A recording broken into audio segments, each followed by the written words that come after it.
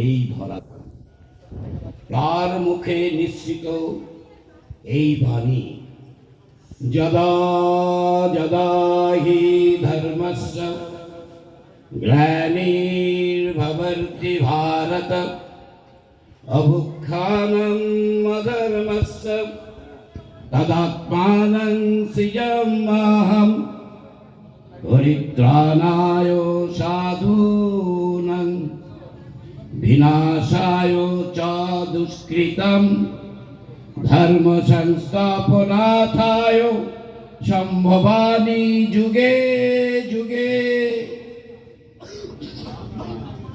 কুরুক্ষেত্রের যুদ্ধ শেষ।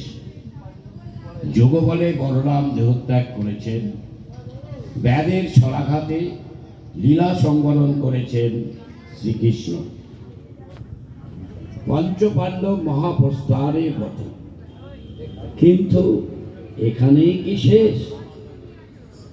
দ্বাপরের অবসানে যে কলিযুগ, এই যুগে আয়ু পরিমিত, সামর্থ্য সীমিত, তামসিকতা প্রবল, সেই যুগে সাধুজনের প্রার্থনা শুনবেন কে?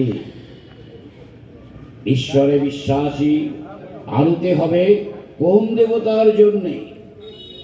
শক্তি মদমত্ত যদি ধর্ম বিশ্বাসের উপরে শুধু আঘাত করেই চলে, তবে তার আরতি শোনার জন্য কে আছেন?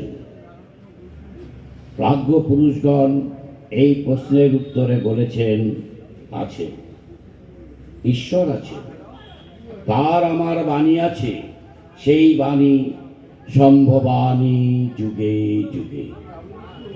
অর্থাৎ শ্রী ভগবান তার প্রতিশ্রুতি অনুযায়ী সাধুজনদের পরিত্রাণের জন্য, দুষ্কৃতীদের বিনাশের জন্য এবং ধর্ম সংস্থাপনের জন্য যুগে যুগে আসেন কালো প্রভায়।